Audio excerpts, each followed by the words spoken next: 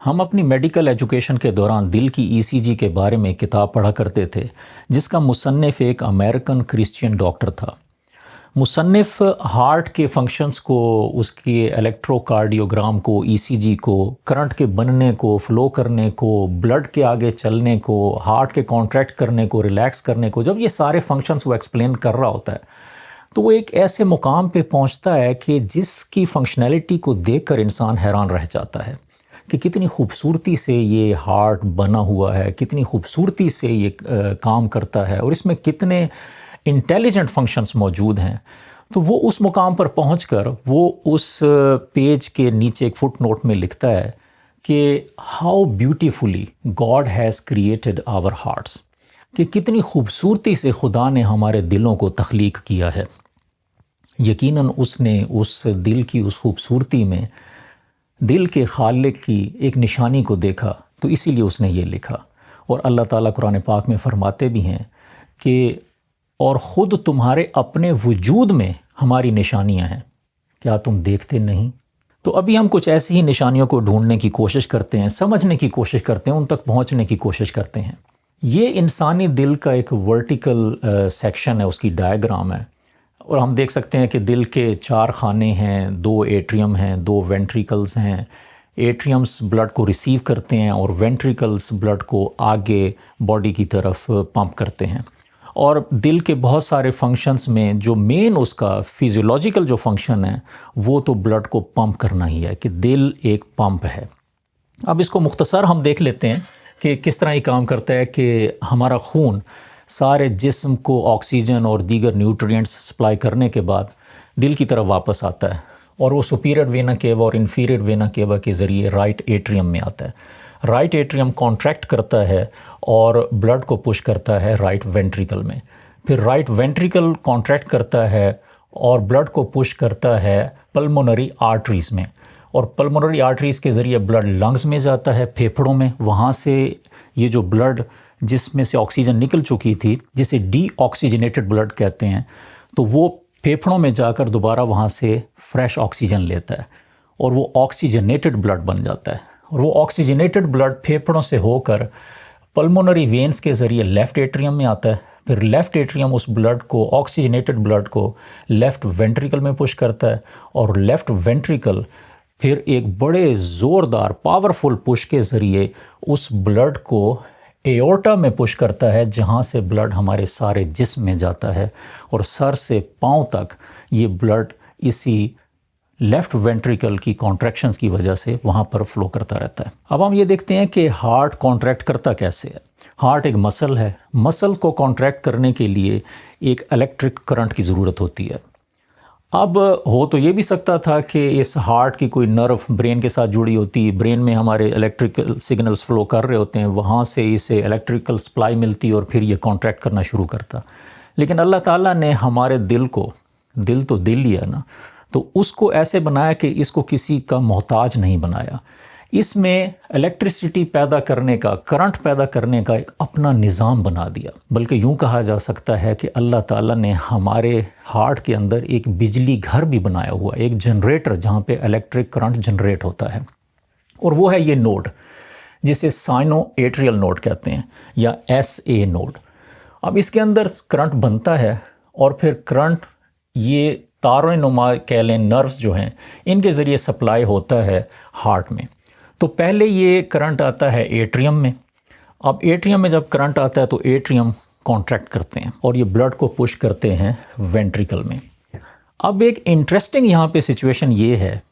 کہ اسی کرنٹ نے آگے جانا ہے اور وینٹریکلز کو بھی اسی کرنٹ نے کانٹریکٹ کرنا ہے، لیکن یہاں پہ ایک پرابلم ہے۔ پرابلم یہ ہے کہ الیکٹرک کرنٹ کی سپیڈ بہت تیز ہوتی ہے۔ کرنٹ جو یہاں سے نکلا وہ تو فوراً یہاں پہنچ کے اور ایٹریم اور وینٹریکلز کو اکٹھا کانٹریکٹ کر سکتا ہے، لیکن اگر یہ دونوں ایٹریمز اور وینٹریکلز دونوں ایک ساتھ کانٹریکٹ ہو جائیں تو پھر ہارٹ فنکشن نہیں کر سکے گا۔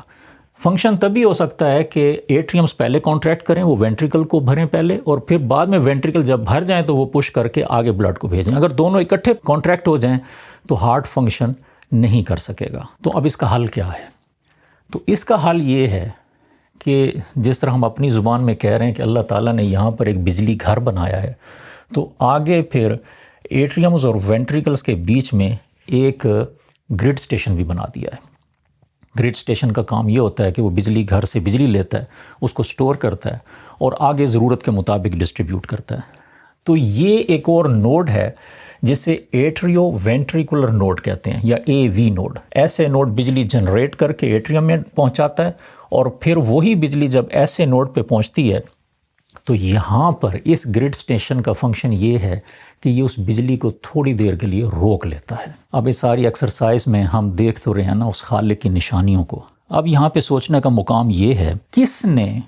اس کرنٹ کو یہ بتایا یا سمجھایا کہ اس نے یہاں پہ رکنا ہے؟ اب کرنٹ کوئی کانشیس چیز تو ہے نہیں، کرنٹ تو ایک غیر مادی چیز ہے۔ کرنٹ کوئی ایسی چیز تو ہے نہیں کہ کرنٹ جب یہاں پہ پہنچے اور پھر پیچھے مڑ کے دیکھے کہ اوہ میں تو یہاں پہنچ گیا، بلڈ تو ابھی آیا نہیں، تو چلو تھوڑی دیر رکا جائے۔ کرنٹ تو خود سے ایسا نہیں کر سکتا، کرنٹ کو تو جہاں پہ کنیکشن ملے گا وہ آگے فلو کرے گا۔ تو یہ کسی نے سوچا، کسی نے ڈیزائن کیا۔ سوچنے کا لفظ تو خیر اس خالق کے لیے مناسب نہیں، وہ تو ہماری اپنی لینگویج کا لفظ ہے سوچنا، لیکن کسی نے اس کو ڈیزائن کیا کہ یہ ہارٹ کیسے فنکشن کرے گا، اور اس کے لیے خالق نے جب یہ ہارٹ بنایا تو یہاں پر یہ گرڈ سٹیشن رکھا، یہ نوڈ رکھا جہاں پہ آ کے کرنٹ تھوڑی دیر کے لیے رک جاتا ہے، اور جب وینٹریکل فل ہو جاتے ہیں تو پھر یہ کرنٹ اس تھوڑے سے وقفے کے بعد آگے چلتا ہے، اور جیسے ہی آگے چلتا ہے تو فوراً اس سارے وینٹریکلز میں پہنچ کے وینٹریکل کو کانٹریکٹ کر دیتا ہے۔ اسی اے وی نوڈ میں پیدا ہونے والے کرنٹ فلو کے وقفے کی وجہ سے ہمارا ہارٹ ایفیکٹیولی ایک پمپ کے طور پہ کام کرتا ہے، اور ہم دیکھ سکتے ہیں کہ پہلے ایٹریم کانٹریکٹ کرتا ہے اور پھر وقفہ اور پھر وینٹریکل، کانٹریکشن وقفہ وینٹریکل، اور یہ وقفہ ہم ادھر ای سی جی میں بھی دیکھ سکتے ہیں۔ یہاں ای سی جی میں یہ پی ویو کے آخر سے لے کر اور کیو ویو کے سٹارٹ تک یہ وہ وقفہ ہے جو اے وی نوڈ میں کرنٹ کے رکنے کی وجہ سے پیدا ہوتا ہے، اور اس کی ڈیوریشن تقریباً 90 سے 120 ملی سیکنڈز ہوتی ہے، اور اگر یہ وقفہ نہ ہو تو ہمارا بلڈ آگے پمپ ہو ہی نہیں سکتا۔ اب اسی اللہ تعالیٰ کی نشانی پر پہنچ کر، اسی جگہ پر، اسی مقام پر پہنچ کر وہ کتاب کا مصنف لکھتا ہے کہ خدا نے کتنی خوبصورتی سے ہمارے دلوں کو تخلیق کیا ہے۔ اب تھوڑا سا اور آگے چلتے ہیں اور کچھ اور نشانیوں کو دیکھتے ہیں۔ ہارٹ ہمارے جسم کا ایک واحد آرگن ہے جس میں مسلسل ایک خاص قسم کی آواز پیدا ہوتی ہے۔ اب میڈیکل کی بکس میں اور لٹریچر میں اس آواز کو ایک نام دیا جاتا ہے، لب ڈب۔ یہ دو آوازیں ہوتی ہیں، ایک لب اور ایک ڈب، اور ہم اپنے میڈیکل نوٹس میں اسے S1 اور S2 کے طور پہ لکھتے ہیں کہ ساؤنڈ 1 اور ساؤنڈ 2۔ ہو سکتا ہے یہ ویڈیو ایک میڈیکل لیکچر کی طرح تھوڑی سی بورنگ سی لگے، لیکن جب ہم اللہ کی نشانیوں کو سمجھ کر اور کچھ غور کر کے محسوس کرنے کی کوشش کرتے ہیں تو ان میں ایک اپنا ہی لطف ہوتا ہے۔ اب یہ S1 اور S2 ساؤنڈز، لب ڈب، یہ کریٹ کیسے ہوتی ہیں، ساؤنڈز بنتی کیسے ہیں؟ وینٹریکلز میں بلڈ کے آنے کے اور جانے کے دو راستے ہوتے ہیں، ایک راستہ پیچھے ہے ایٹریم کی طرف اور ایک آگے ویسلز کی طرف ہے جہاں سے آگے بلڈ نے جانا ہے۔ تو اب اگر وینٹریکل جسٹ کانٹریکٹ کر جائیں تو بلڈ کو تو نہیں پتا کہ اس نے کس طرف جانا ہے، اسے تو جہاں راستہ ملے گا وہیں چلا جائے گا۔ بلڈ پیچھے بھی جا سکتا ہے اور آگے بھی جا سکتا ہے۔ اب ادھر پھر اللہ تعالیٰ جو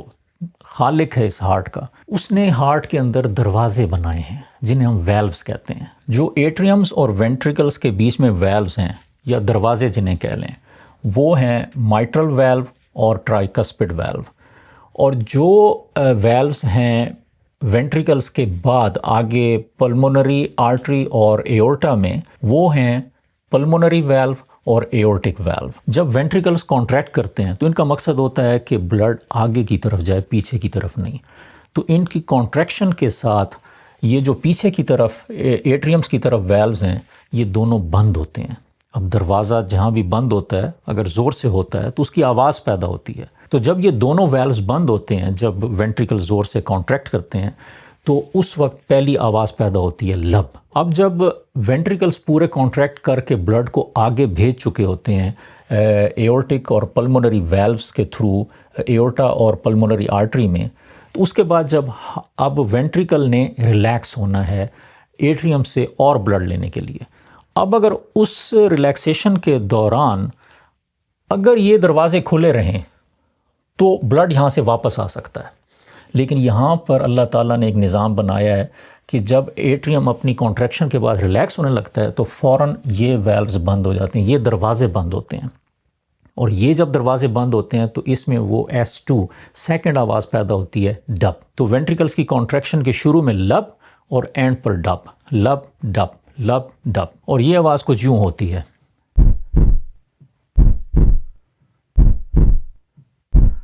اب اس آواز کی بڑی سگنیفیکنس ہے، میڈیکل سگنیفیکنس تو ہے ہی ہے، لیکن ساتھ اس کی فلاسفیکل اور اسپریچول سگنیفیکنس بھی ہے. یعنی اس کی طبی اہمیت بھی ہے، لیکن فلسفہ اور روحانیت میں بھی اس کی بڑی سگنیفیکنس ہے. میڈیکل سگنیفیکنس تو یہ ہے کہ لب ڈب، یہ جو دو آوازیں ہیں، یہ ہارٹ کی ہیلتھ کے بارے میں ہمیں بتاتی ہیں. جب ہم اسٹیتھوسکوپ لگا کر پیشنٹ کا ہارٹ سنتے ہیں تو ہم اسی لب ڈب پر غور کرتے ہیں، اور ان کی انٹینسٹی، ان کی سپیسنگ، اس کا ردم، یہ سب کچھ ہمیں ہارٹ کی ہیلتھ کے بارے میں بہت ساری انفارمیشن دیتا ہے. اس کے علاوہ اگر اس کے ساتھ کوئی ایڈیشنل اور آوازیں ہوں جس طرح مرمرز وغیرہ، تو اس سے ہمیں کچھ ہارٹ میں موجود ہونے والی پاسبل بیماریوں کا بھی پتہ چلتا ہے. اور دوسری اس کی میڈیکل سگنیفیکنس یہ ہے کہ جب تک لب ڈب ہے تو زندگی ہے، جب یہ لب ڈب ختم رک گئی تو پھر زندگی بھی رک گئی. فلاسفیکل سگنیفیکنس یہ ہے کہ یہ لب ڈب ہمارے اندر ایک کلاک کی ٹک ٹک ہے، کہ اللہ تعالیٰ نے ہمارے اندر ایک کلاک رکھ دیا ہے کہ جو بس چلتا جا رہا ہے، جس کی ٹک ٹک کی آواز آ رہی ہے، اور وہ ہمیں ایوری پاسنگ مومنٹ کے بارے میں بتاتا ہے کہ ہماری زندگی اب آگے کی طرف چلتی جا رہی ہے، بغیر رکے، بغیر اپنی سپیڈ اور راستہ چینج کیے یہ آگے کی طرف جا رہی ہے. کلاک کی ٹک ٹک ٹک ٹک جاری ہے، اور ایوری لب ڈب جو ہے اس گنتی کو پورا کر رہی ہے کہ جو ہمیں خالق نے اس دنیا میں عطا کی ہیں. اب ہمارا جو ہارٹ ہے وہ ایک منٹ میں تقریباً ایوریج 72 بار وہ دھڑکتا ہے، یعنی 72 بار لب ڈب کی آواز کریٹ ہوتی ہے. ایک دن میں تقریباً 1,00,000 بار، اور ایک سال میں تقریباً 3.5 کروڑ بار، اور 80 سال کی عمر تک تقریباً 3 ارب بار یہ لب ڈب یہ ہوتی ہے. لیکن اہم پوائنٹ یہ ہے کہ اگرچہ یہ 3 ارب بہت بڑا نمبر معلوم ہوتا ہے، لیکن صرف کل سے لے کر آج تک اس میں سے 1,00,000 مائنس ہو گیا. آج سنڈے ہے، پچھلے سنڈے سے لے کر آج تک 7,00,000 اس میں سے مائنس ہو گئے، اور اگر میری زندگی آگے بھی ہے تو اگلے سنڈے تک مزید 7,00,000 اور مائنس ہو جائیں گے. تو فلاسفیکلی ہمیں یہ لب ڈب اس وقت کی اہمیت کو بتا رہی ہے کہ یہ جتنا ہمارے پاس محدود وقت ہے اس کو استعمال کر لیا جائے. اور اس کے بعد ہے اسپریچول سگنیفیکنس. اسپریچول سگنیفیکنس یہ ہے کہ ایک تو یہ ریمائنڈر ہے اللہ تعالیٰ کی مرسی کا کہ ہم نے اپنا ہارٹ خود بنایا نہیں، ہم نے اس ہارٹ کو ڈیزائن نہیں کیا، ہم اس ہارٹ کو خود سے چلا نہیں رہے، ہم اس میں چلنے والی بجلی کا بل نہیں ادا کر رہے، ہم سو رہے ہیں، جاگ رہے ہیں، جس بھی حالت میں ہیں یہ مسلسل چلتا جا رہا ہے، اور اللہ تعالیٰ اسے چلا رہے ہیں. اور یہ بھی کہ ہم اس کے چلنے پر مکمل طور پر اللہ تعالیٰ کے اوپر ڈیپینڈنٹ ہیں، کہ جب تک وہ اسے چلائی رکھے گا یہ چلتا رہے گا. اور جس وقت ایک تھوڑی سی وجہ بنا کے، تھوڑا سا سبب بنا کے ایسے نوڈ میں کرنٹ بننا بند ہو جائے، آگے کوئی نرو ڈیمیج ہو جائے، اے وی نوڈ میں جہاں تھوڑی دیر کے لیے رکا ہے کرنٹ وہ بالکل ہی رک جائے، تو ایوری لب ڈب جو ہے وہ اللہ تعالیٰ کی مرسی ہے، اللہ تعالیٰ کی رحمت ہے، اور اللہ تعالیٰ کی اجازت سے چل رہی ہے، اور ہم اسی پر ہمارا پورا انحصار ہے. اور ایک جو بہت خوبصورت اس میں جو روحانیت کا پہلو ہے وہ یہ ہے، اس لب ڈب کی آواز کو اللہ تعالیٰ کے ذکر سے تشبیہ دی گئی ہے کہ یہ لب ڈب خالی ایسی آواز نہیں ہے کہ بے مقصد سی آواز، بلکہ یہ ہمارے دل میں اللہ کا ذکر جاری ہے، اللہ کے نام کا ذکر، اللہ کی وحدانیت کا ذکر. اب ہو سکتا ہے یہ بات تھوڑی سی آڈ سی لگے، لیکن اللہ تعالیٰ نے قرآن پاک میں فرمایا ہے، جس کا مفہوم یہ ہے کہ اس کی پاکی تو 7 آسمان اور زمین اور وہ ساری چیزیں بیان کر رہی ہیں جو آسمان و زمین میں ہیں. کوئی چیز ایسی نہیں جو اس کی حمد کے ساتھ اس کی تسبیح نہ کر رہی ہو، مگر تم ان کی تسبیح سمجھتے نہیں ہو.